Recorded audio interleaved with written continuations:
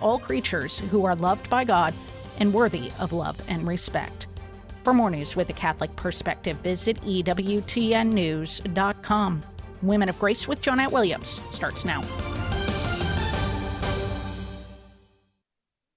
This is Women of Grace Live, discussing issues important to your life and faith.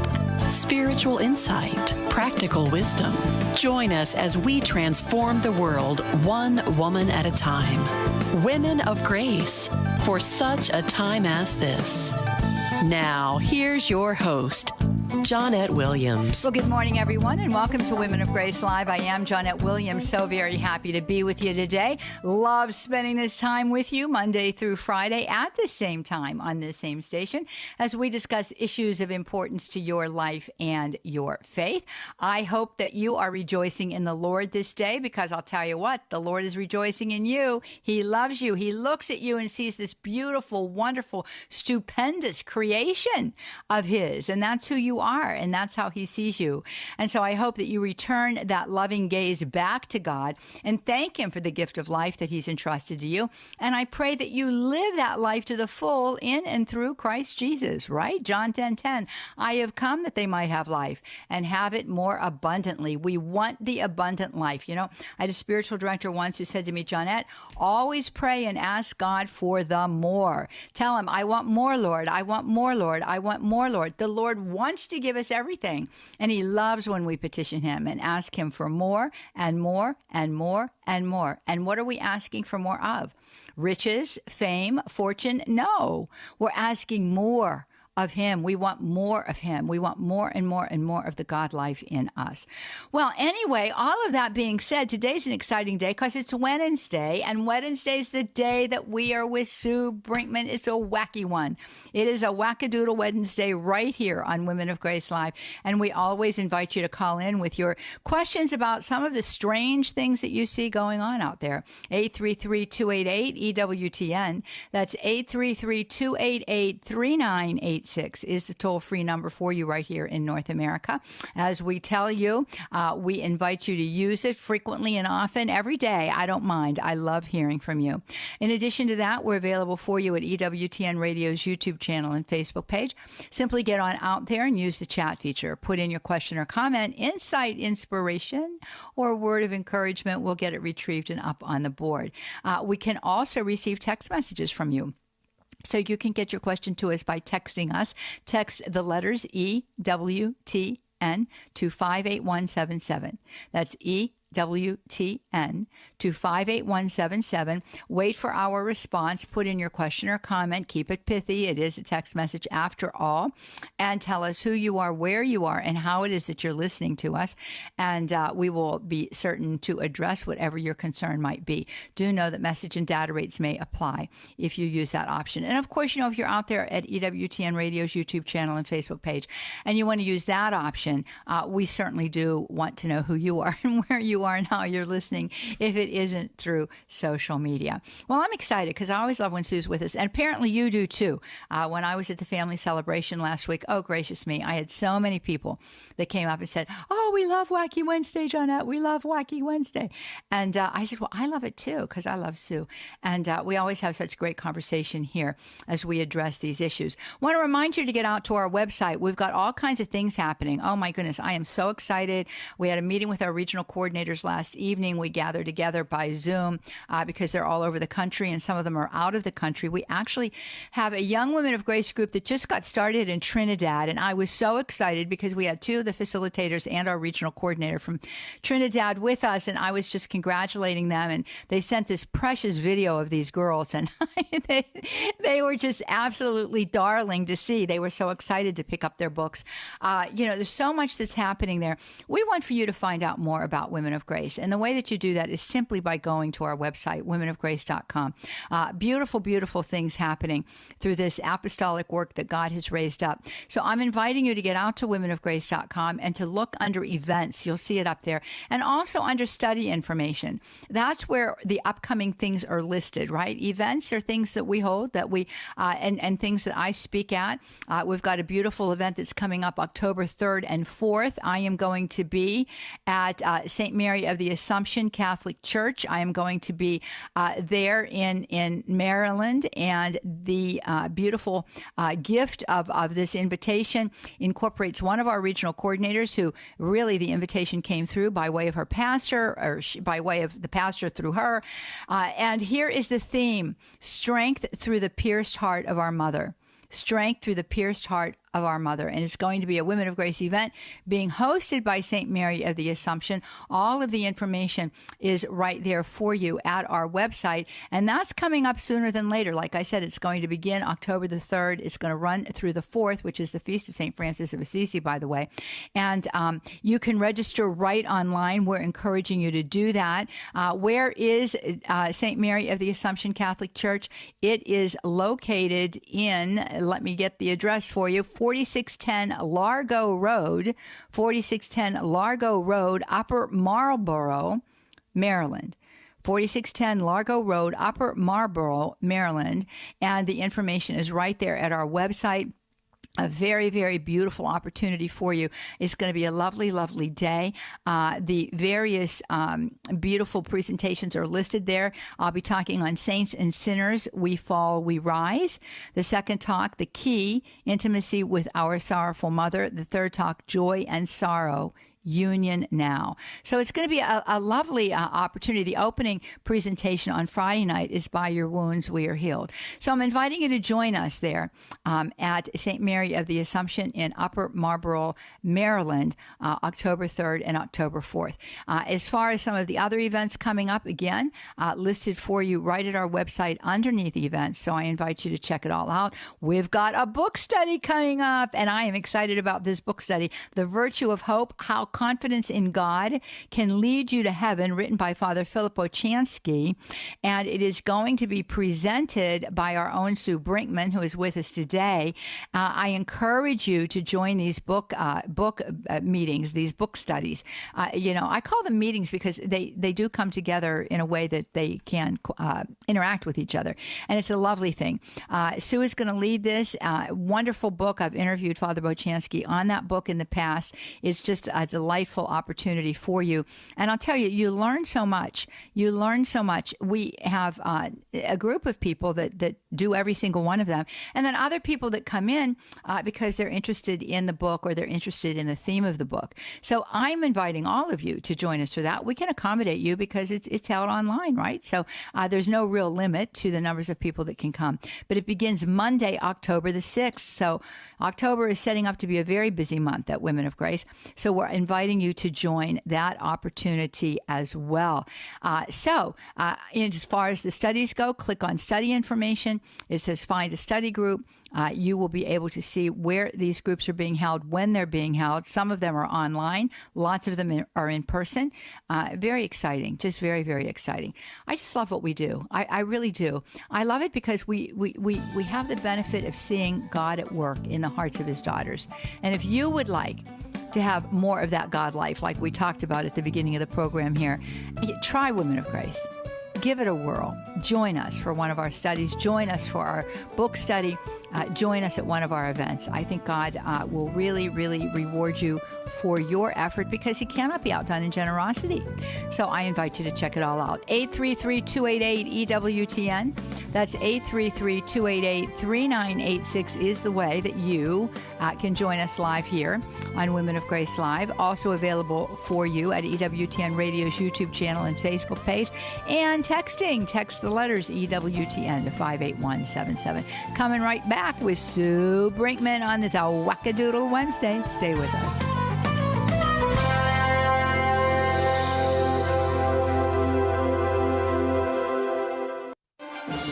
He captivates viewers with thought-provoking political and cultural reporting that resonates with Catholics and people of faith. Why do you think just when a new pope has arrived on the scene that a local bishop would institute what seems to be a draconian cram-down and expulsion of the Latin man? The World Over with Raymond Arroyo, tomorrow night, 8 Eastern, on EWTN Radio and Television. Pope Francis tells us becoming a priest or a man or woman religious is not primarily our own decision. Rather, it's the response to a call. a call of love. Do you feel as if God may be calling you to religious life? If so, contact a religious order faithful to the magisterium or your diocesan vocation. For information on the priesthood or religious life, visit EWTN.com/religious life today. Teresa Tomeo and Italy's Shrines and Wonders. Catholics who visit the beautiful Umbrian town of Orvieto are, of course, seeking to be close to the famous Eucharistic miracle of Bolsena that is housed in the dramatic cathedral that towers majestically over this hilltop town.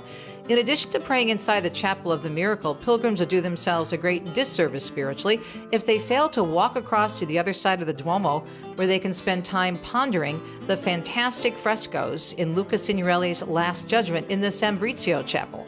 After all, it was Michelangelo himself, the artist responsible for the Sistine Chapel, who spent 3 months here studying the paintings before beginning his work on his famous Last Judgment scene at the Vatican. Italy's Shrines and Wonders by Teresa Tomeo is available now at EWTNRC.com.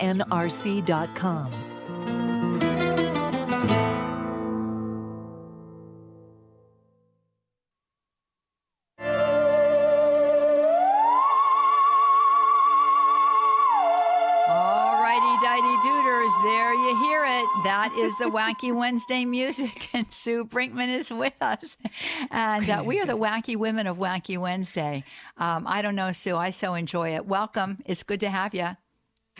Oh, I love it. We're already starting out. Alrighty, dighty, that is a good one. That is a good one. That's for the record books. That's a really We're off to a great start today. We really are. Listen, I'll tell you what you hear on radio is the authentic Johnnette Williams. I am not different outside of the studio as I am in the studio or off mic or on mic. Alrighty, dighty dooders is something I have said like for, I don't know. I never heard it before, but I love it. I think it's funny. I love it. Glory. Well, listen, there are so many things that are going on there. And every once in a while, we get these questions where we haven't done the research on them, but then you go back and you do the research on them. So I do want you to know, friends, when you call in, we take very seriously what it is that you are asking about. Sue has done, I don't even know. I mean, decades of research on the New Age, on the various ways in which it infiltrates into our society, into our culture, the various manifestations of it, which are always morphing and changing, but she stays on top of it. But it is so copious. There's so much of it that you can't know everything. But when you raise a question and we don't have the answer, I can guarantee you one thing, it's going to get looked into and we will bring it back to you at a future point in time. And it's kind of like that today with the topic that you looked up that was presented to us not all that long ago, maybe a month or so ago. Oh, it's 2 weeks ago. 2 weeks ago, there you go. Somebody called and said, "What do you know about non-dominant handwriting therapy? Is it New Age?" And I didn't know because I hadn't heard of it before. And the answer now that I can give is that for the most part, yes, it is. It's very New Age. There's a lot of scientific, study that's going on about it because the theory is that when you use your non-dominant hand to write or to draw figures or pictures or something, that it can create stronger connections between the brain's hemispheres and it could make you smarter. Mm-hmm. But recent research has not found that to be true. And the one study that I found was conducted, this was back in 2016 now. And they had participants trace shapes with their non-dominant hand. So let's say their left hand, and they were all right-handed people. They were to use their left hand for 20 minutes a day to draw certain shapes. And they had to do it for 10 days. And they found at the end of it, they did MRI imaging and revealed that control areas of the brain strengthened connections with what's known as the praxis network. And that's a group of structures that spans both hemispheres, and it supports skilled movement and tool use. So in other words, what really happened there is that it made them better at using their non-dominant hand. That's all it really did. It didn't do anything else. But now here's what goes off the rails. That doesn't stop New Agers from coming up with their own idea about it. And I found one practitioner out there who describes her version which I call now the New Age version of non-dominant handwriting therapy, she says that she uses it to connect with her inner child. Now, the inner child is not in itself New Age and connection with the inner. That is used in therapy, even by Catholic therapists. So there's really nothing wrong with that. What the woman does is she writes with her right hand, and then she answers from her inner child, who she says is using her left hand. Mm-hmm. Okay, so she kind of assigns a person to this. This is her inner child to the left hand. I thought, okay, maybe I can pass on that a little bit. Maybe that's a little bit okay. But now she goes totally off the rails. She says that now she wanted to dive into the magical world of her inner self, her inner wise self. And she asked with her right hand for advice. And then she put the pen in her left hand. She said she took a deep breath, and she said, I let my inner wise self speak. And speak she did. I filled journal after journal after journal with powerful insights, perspectives, poetry, art, guidance. While I now know that my inner wisdom was always guiding me, journaling me with my non-dominant hand really helped to isolate her voice. I mean, she totally went off the rails. This inner wisdom, this is something that's very big in New Age ideology. They believe that we have a kind of intuitive knowledge within ourselves. Mm-hmm. And you access that through connection to either a divine universal energy, which of course doesn't exist, or a deeper spiritual self. And that you can make that connection in various means: meditation, psychic readings, regression journeys, the use of the Akashic records, all of which is far out there stuff other than meditation, but their kind of meditation is. But shamanistic methods, drumming, chanting, that supposedly helps you to come into communion with subconscious forces, framed as spirits or ancestors who have this wisdom, and it's stored within you somewhere. This is very, very New Age. The Akashic records is just complete bunk. It's a belief that there is a huge database in the universe that contains soul knowledge about every living thing, and that includes plants, animals, and people. So if you want to know how your rhododendron's feeling out front, just go into the Akashic. I mean, this is the stuff that these people believe in. Dream work, dreams and stuff. Well, two things. To speak to your last statement there, the reason why they feel that is because they believe that all is one. They've got that monistic worldview, and the monistic worldview means that there is that everything is part of the same reality. So that reality is God. So the God life is in me, the God life is in you, the God life is in the plant. There are reflections of the majesty of God in his creation. And certainly we, through the sacramental structure of our church, through the great gift of the sacraments, are baptized in Christ Jesus. So the Holy Spirit can indwell us. But in our essence, we are not God, and neither is the rhododendron plant, right? And we are not the rhododendron plant. And we are not the whale, and we are not the tree. We are a separate creation created by God, made in his image and likeness. But in the New Age concept, they borrow from Hinduism and believe that all is one thing. In the essence, all is really one thing, and that's of course not true. So they don't believe in the separation between God and his creation. The creation is God. God is the creation. We are part of the creation. We are God, and so is everything else. So that's that. But the inner child, I think it's important to define that, Sue. And so when we're talking about the inner child, we're really not talking about another being that's inside of us, which is what's so frustrating with this woman. It's almost as if, and this wise woman that's inside of her, it's almost as if, she's having some type of a schizophrenic experience here. But the inner child is really it's a metaphorical statement. It's a metaphor for the childhood experiences and emotions that are locked up inside of us that often influence the way in which we behave as adults. And we know from psychology that when trauma has been experienced at a young age, oftentimes, I mean, if it's a deep trauma, oftentimes the emotional development and psychological development of that child or of that individual is stunted at that age, which is often why it is that we see adults acting like kids. I mean, making decisions as a 13-year-old would make decisions, right?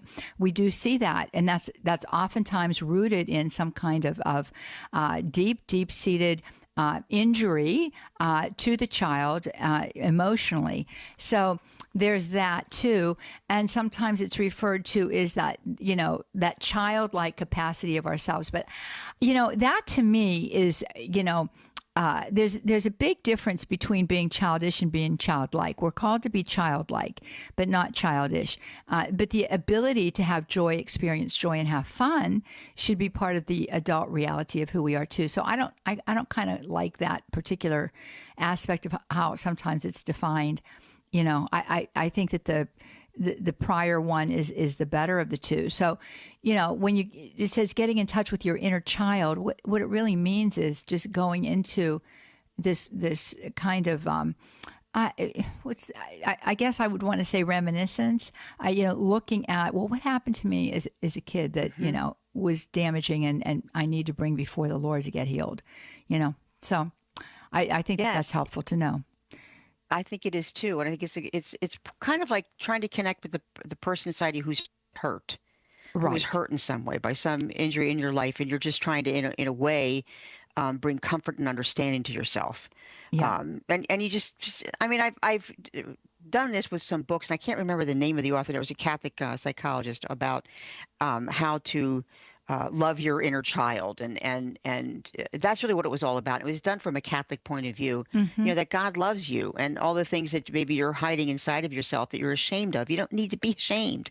He wants to heal you of that shame, and he wants to heal you of, and a lot of times what we're ashamed of is we find out when we really sit and think and pray about this in front of the Lord, you find it really wasn't all that your fault. Yeah. There was other people involved perhaps in some of these things. So it can be a very, very healing thing, but you can see how wide open this leaves it for New Agers. I mean, really they're going to slide right down that chute. That's right. And they abuse it. And they're saying, I'm going to tap into all this inner wisdom that's in my inner child and that sort of thing. And how this left hand just was writing and writing and writing and writing, in this journal full of guidance and things for her to reflect. And I thought, where is that all coming from? Gee, 3 guesses where all that's coming from. No, there's nothing like that. You don't connect with the universe. The universe doesn't have an intelligence in it that you can tap into for wisdom or that stores its wisdom inside of you. This doesn't happen. And this whole thing that you were mentioning about how the rhododendron, that's not God. This is eco-spirituality. This is where eco-spirituality goes off the rails. They believe that the earth and the plants and all that, these are living beings. Right. They have a spirit of their own. Mother Earth is truly a being. This is what they're all about in eco-spirituality. That's why you have to be really careful about that, and about how you look at environmentalism has got to always be in a Christian, with a Christian point of view. How you're looking at taking care of the earth. Yes. That's right. It's God's creation, and we have been given dominion over God's creation, which also incorporates into it the need for good stewardship. So we have a stewardship responsibility, but we have a stewardship responsibility for God's creation, but the responsibility is to God because he's invested us with that authority. And that's the right understanding of what that's all about. I'll never forget years ago when I was beginning to do research in the New Age all the way back in the early 90s. I purchased this journal that was at a bookstore, and it was called the New Age Journal. And it was a compilation of, there was some advertising in there, obviously, but it was a compilation of articles that were written by different individuals about different kinds of things. And there was an article in there that was written about these two New Age musicians. And if you remember, it was probably in that time period that New Age music became a deal. And so these New Agers were talking about how it was that they would go into a trance-like state, and that's where they would get their inspiration, blah, blah, blah, blah, blah. But this group, and I can't remember who they were. I can still see their faces, though, because I remember that page in that New Age journal.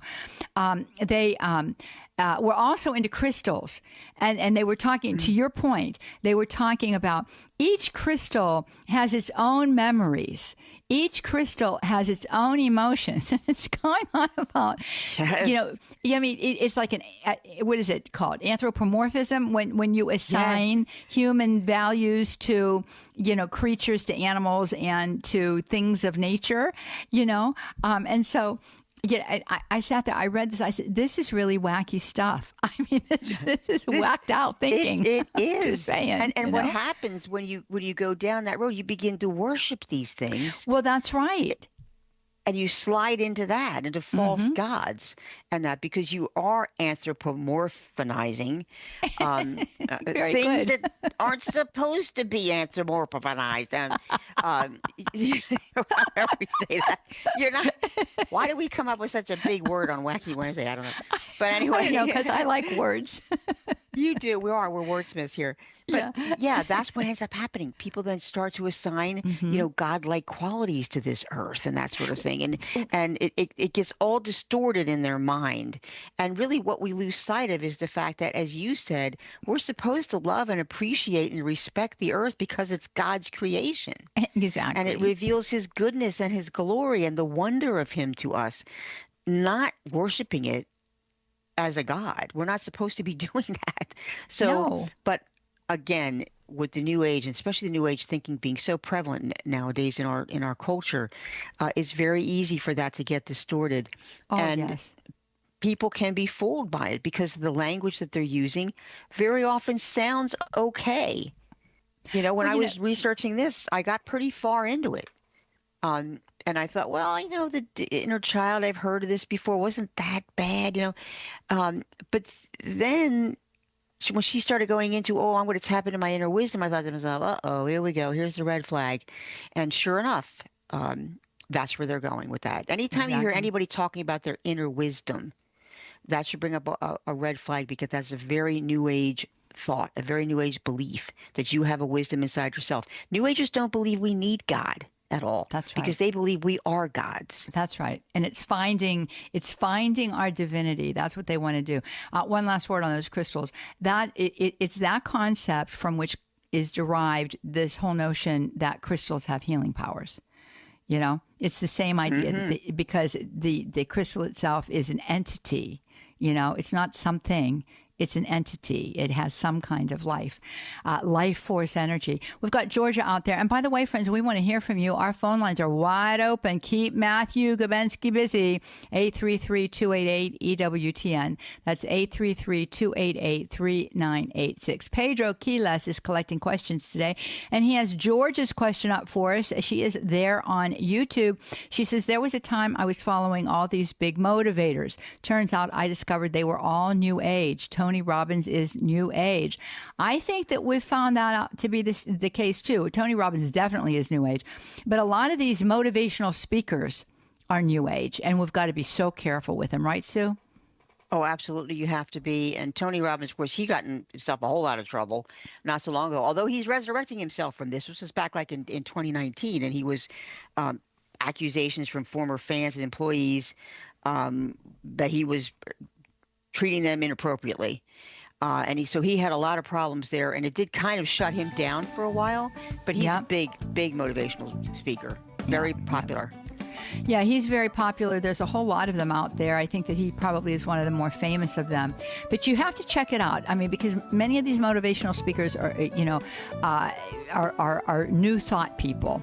If you can conceive it, if you believe it, you can conceive it. If you conceive it, you can achieve it. It's that kind of a system of thinking where it's all on you. Well, more to come on the other side of the break here with our beautiful, wacky Wednesday woman, Sue Brinkman. She's with us every Wednesday. You can join the conversation by calling us at 833-288-EWTN. Get on out there to EWTN Radio's YouTube channel or Facebook page and leave a question there. We're coming right back. Stay tuned.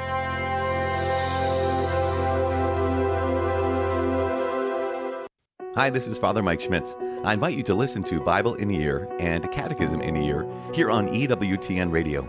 On Bible in a Year, we're reading all the way from Genesis through Revelation, plus time for explanations and reflections to help us go deeper into God's Word, encounter His voice, and learn how to live life through the lens of Scripture. Bible in a Year and Catechism in a Year with Father Mike Schmitz, tonight at 10 p.m. Eastern, 7 p.m. Pacific on EWTN Radio. Become formed in the heart of our Mother with the Moments with Mary study series available through Women of Grace. This study series unpacks the beauty and mystery of our Blessed Mother. In the first study, Who is Mary? We answer that very question and come to know our Blessed Mother as never before. This 6-week study is one that you pray through. It can be used in a group setting or explored individually. With the purchase of your study guide, you will receive online access to study teaching videos with Johnnette Williams and Father Hugh Gillespie. Through these videos, enlightening articles, your daily time of prayerful meditation, and daily reflection videos with Johnnette, you will be immersed into the treasure that is our Blessed Mother. Whether you join a group, start a group, or study on your own, you are sure to deepen your relationship with Mary. Order your copy of Moments with Mary, Who is Mary, today through Religious Catalog, www.ewtnreligiouscatalog.com. Praying with the Popes is our free ebook that will help guide you in prayer and find comfort from the words Jesus spoke to Peter. Visit EWTN.com/Chair of St. Peter today for your free ebook. On today's Take Two with Jerry and Debbie, our topic will be A Child Will Lead Them. And now back to Women of Grace with Johnnette Williams.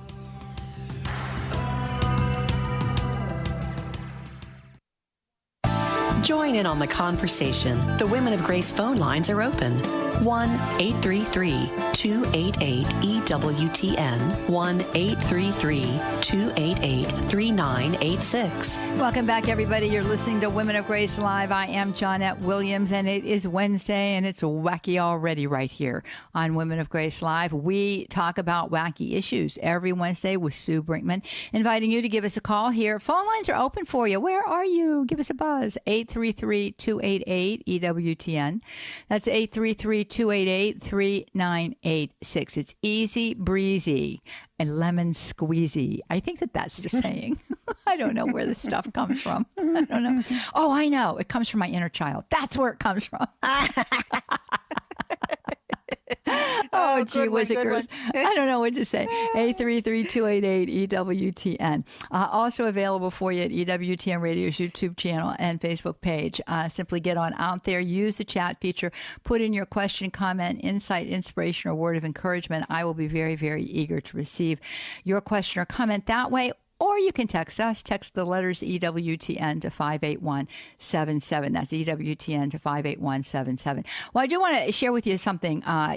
First of all, I want to let you know that when we talk about these things, it can be very alarming in some ways. What we're talking about today, I think, is more, unique, but I don't know that you would consider it to be alarming. But that being said, every home should be protected. Every home should be protected. And I want to encourage you to put holy reminders into your home. And we've got a beautiful holy reminder for you right here at EWTN's Religious Catalog. We've got a very lovely St. Benedict crucifix holy water font. Now, isn't that a lovely thing?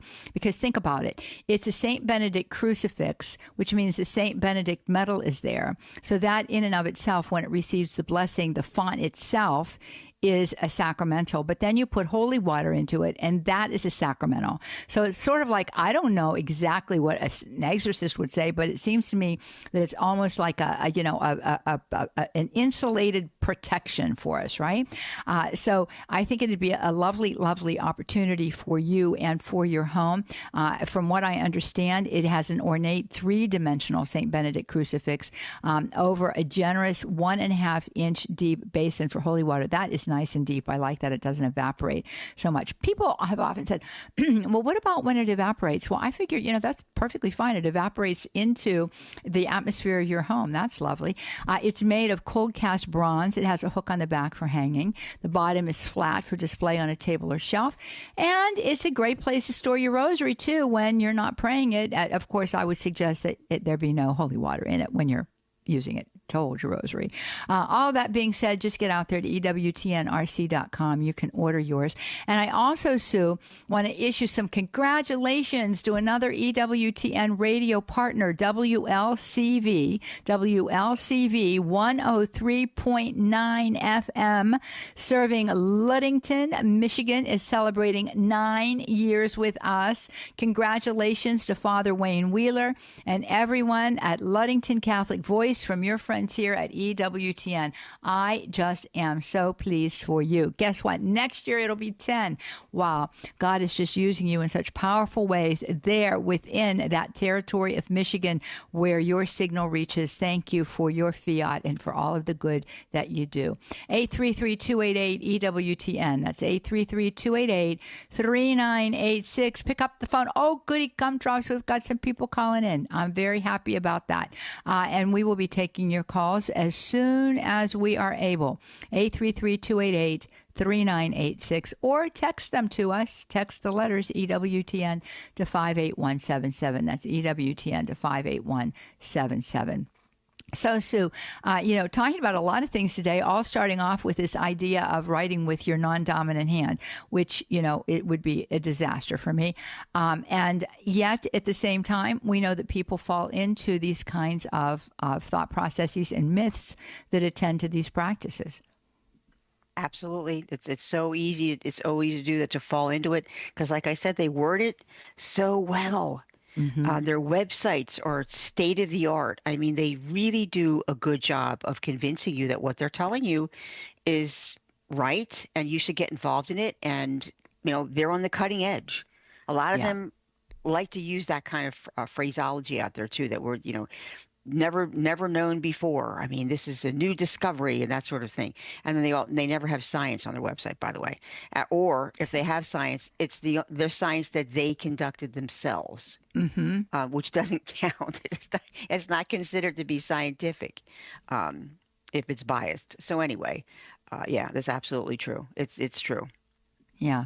Well, we do have a caller out here, and we are going to go to that caller right this very minute. And we've got Lorraine with us in Ontario and listening to us via Sirius XM Station 130. Good morning to you, Lorraine. How are you?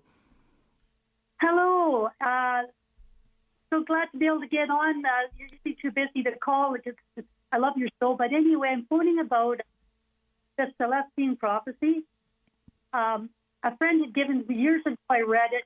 A Catholic friend, and I realized what I was discovering about New Age, and went, oh, this is not good. But you must hear this. A friend of mine, she's 85 years old, a devout Catholic, and she picked up this book in our Catholic Resource Center in Thunder Bay, and in the used books from Catholic parishioners. And this is one of the books they're selling secondhand at our Catholic Resource Center. And I went, oh, that's not a good book, but I really didn't want to read it again. And I'm just wondering, what's your take on the Celestine Prophecy? Thanks, Lorraine. I think that Sue can wax eloquently on the Celestine Prophecy. The Celestine Prophecy, it was a novel by James Redfield. I'm looking at it right now, that it discusses like the various psychological and spiritual ideas that are rooted in ancient Eastern traditions and New Age spirituality. This whole thing is very, very New Age. It's telling you how you can open up to new possibilities that will help you to establish a connection with the divine. And in the book, like the main character makes this journey to understand a series of 9 spiritual insights in an ancient manuscript in Peru. It's very fanciful. People have decided that maybe it's true, but it's not. This is all really just a figment of somebody's imagination. And it took off. It took off. I remember it. It was 1993, so it was a long time ago. Yeah, it was very, very big at the time. There's actually was a film made about it and that sort of thing. So, but yeah, it's fiction. It's fiction. And being a fiction writer, I can tell you, it came from their mind. It came from their mind. I mean, that's what makes fiction fiction. It's something that was made up. So, yes, that Celestine prophecy is definitely New Age. And you shouldn't really put any stock in it at all. Right. It's made up, totally made up. Yeah, and it's Lorraine. It's sad that it's in a Catholic resource center, even if it's a used book, And I think that we have to be very, very careful what is in libraries. Period. But in our parish library, that should be a safe zone for us. So when these things pop up in those kinds of locations, like in a seminary or a religious order, library or our parish library, I think it's heartbreaking, really. So you would do well, and I'm sure that you probably have already spoken with a person who operates that resource center and shared with them that this isn't a good book. If it's still there and it's cheap enough, I'd buy it just to get it out of there. If it's cheap enough, throw it away. Not asking you to spend lots of money on it, but usually if they're selling them, they're $1 or so. And just to get it out of there, I think, is an act of charity on your part. We have to be careful, Sue. And that's the thing of it is, fiction is very entertaining. This is why we read fiction, because it's entertaining on some level. That's not to say that it cannot be instructive. It certainly can. That's not to say that fiction has no purpose. It certainly does have a purpose. But we read it and enjoy it because it appeals to our imagination.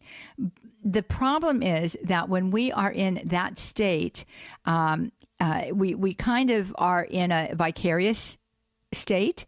And so attentive to that vicarious state are lots of aspects of our human person, our emotions, for example, and our imagination gets excited. And it's easy for us, if we're not reading good fiction, to fall victim to some of the ideologies that might be, part of that piece of fiction that we're reading, or even to the moral value that's being portrayed. And this is why we talk about, this was an interesting conversation that I had some time ago with Sister Dee Dee Burns and my granddaughter, Julia Benkovic, we were talking about pornography on one of the programs.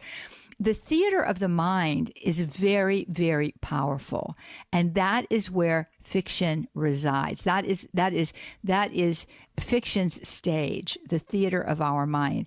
And so those influences can be very, very subtle. And while men, use pornography, they're viewing things that are reprehensible. Women consume pornography in a different way. Most typically, they consume it through romance novels, through fiction.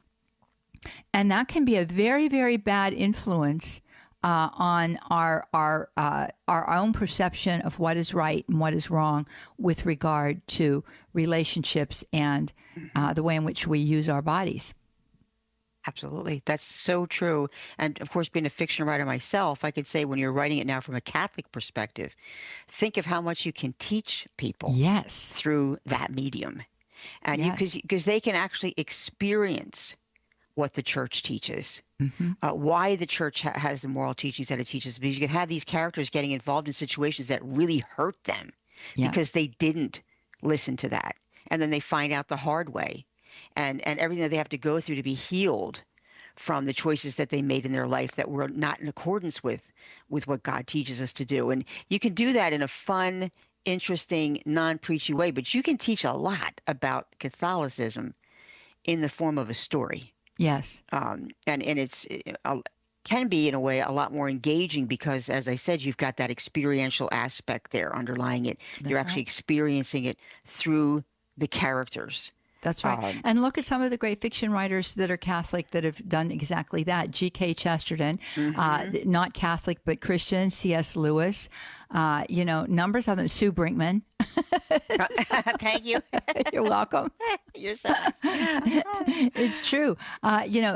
This can be, this is a healthy use of the gift of our imagination to invite people into a relationship with a character for a period of time from whom we can learn how to behave and how not to behave.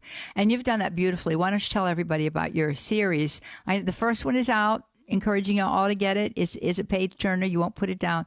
The second one, I think, is supposed to come out this fall, if I'm right. The second one in the series. Yes, the second one will come out this fall. The first one is Lioness Lost, and it's in the Chronicles of Ariella series is what it is. And it's 6 books in the series, and she's a person who is a None, nun, doesn't like the church, is into all kinds of New Age stuff. And during the course of this story, she will completely revert back to her original Catholicism.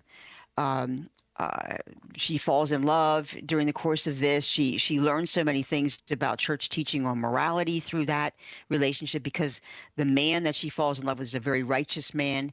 He's very Catholic.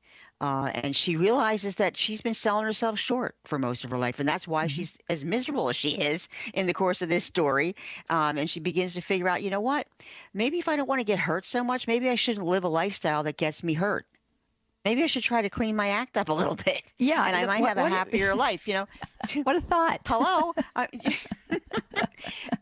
But it's fun to read it. It's fun to read it because she really does go through some stuff that I think we all go through. Oh, yeah. Or many of us have gone through in the course of our life. And you see how she reacts to it, how she experiences it. She also experiences some really chilling and frightening encounters with the demonic because of the things that she's involved in. And again, that's another area that you can really learn a lot from fiction. And you see what happens when and some of the stuff that happens to her in that book actually happened to me. So this stuff isn't made up. Some of it are my own personal experiences. Yeah, they were kind of scary to write. Yeah, I can imagine. I forgot about that, Yeah. Yeah. Well, and I just want to suggest to Lorraine that if your elderly friend who loves to read would pick up a book like this, it might be very helpful for her. So you might want to get on out there and order a copy of Lioness Lost. It's available, I think, at most booksellers. So just check it out. On that, Sue, oftentimes fiction writers will rely on their own. Oh, I forgot J.R.R. Tolkien. How could I forget him? Oh, yeah. But they will rely on personal experiences. And not some years ago, I was in Ireland and ended up in England, in Birmingham, England, which was interesting to me. But I ended up in Birmingham, England, and got to tour around that area, which is where Tolkien is from. And he actually used a lot of what is there environmentally and in terms of the architecture and structures that populate that city. You find them in his book, and in his books. And so that was kind of an interesting thing. So, writers they don't exist in a vacuum. So their personal experiences oftentimes lead at least to a storyline. It might not be verbatim the way it happened in their lives, right? But it leads to the development of a scene or a section. Yes, and it can make it, so much more effective and easier to write it, really, because you experience it yourself. So you know what all those emotions are, and it's easier to bring that across in it. So, yeah, it definitely some of those experiences in there. I had wished that I had forgotten, but I remembered them. As I was thinking, oh, yeah, that happened to me. There it is. So, well, listen, we've got another topic for our day today that I want to move on to because time keeps marching away. It tends to do that. Lunar lunacy. Yes. Is there any truth to lunar lunacy? This is what somebody asked. Can we blame it on the full moon? And the answer is no, you can't. That's really pretty much an old wives' tale about lunar lunacy. But people believe that because the body is 75% water and the moon has an effect on the tides, then it has an effect on us too. So I can see why they would think that. I mean, it's kind of logical thinking there. The problem is that the way that the moon affects the tides is a gravitational effect. and it's on one side of the Earth. The gravitational effect is different from the other side of the Earth, and that's what creates these high tides. But the phenomenon doesn't work on the human body because our bodies are too small to be impacted by something that's that far away. Huge bodies of water can be impacted, and what they say is the gravitational pull. It says that the ocean on the side of the Earth facing the moon gets pulled toward the moon more than does the center of the planet, and this is what creates a high tide.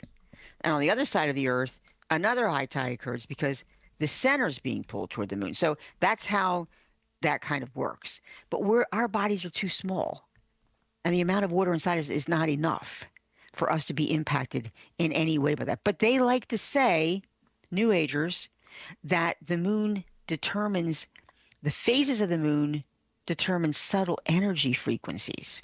So you see, they always resort to this chi, to the, because it doesn't exist. So they probably think, well, you can't disprove it. Yes, but you can't prove it either.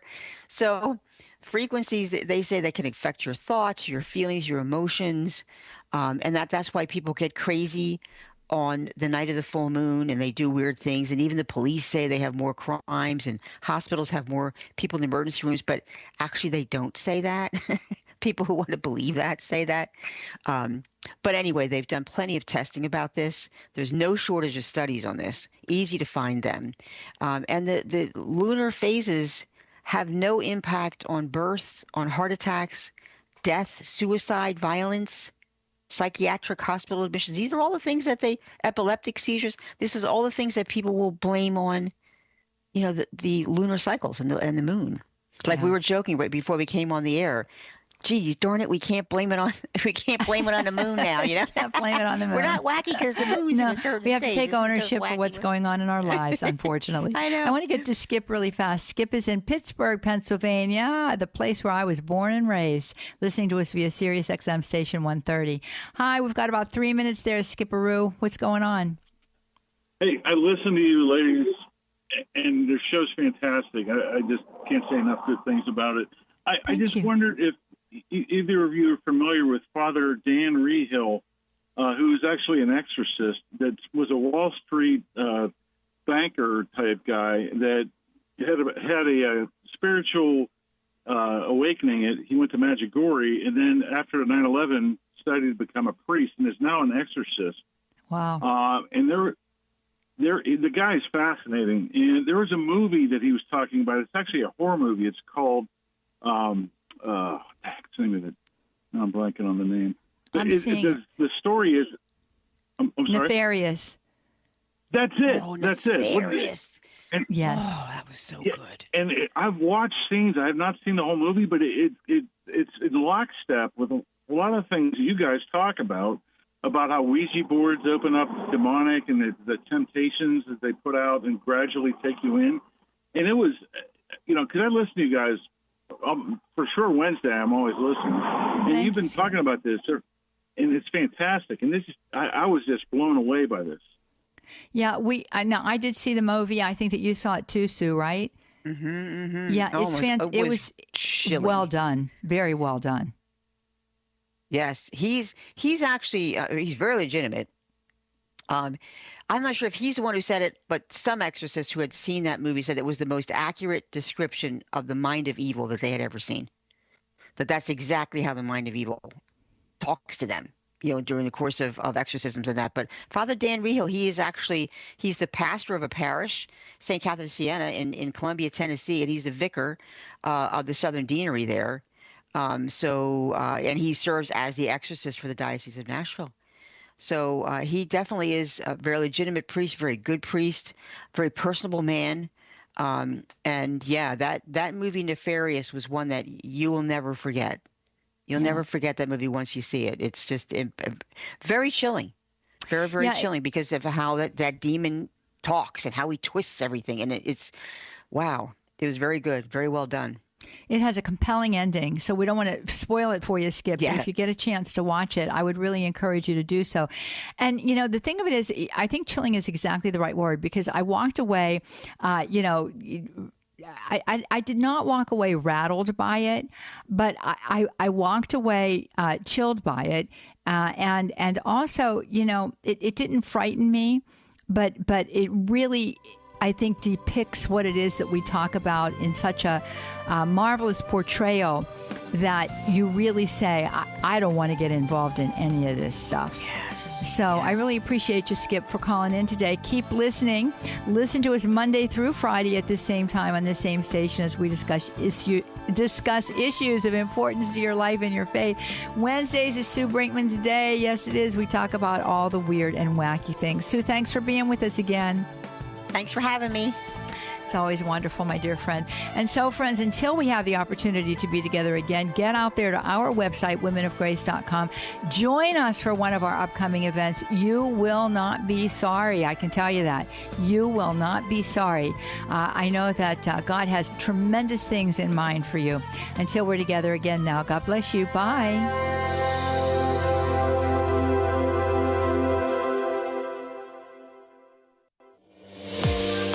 Ave Maria in the afternoon with Dr. Marcus Peter, an engaging take on the church, culture, and current events. Hi, I'm Marcus Peter. Tune in weekdays from 5 to 6 p.m. Eastern as we examine the world around us, past and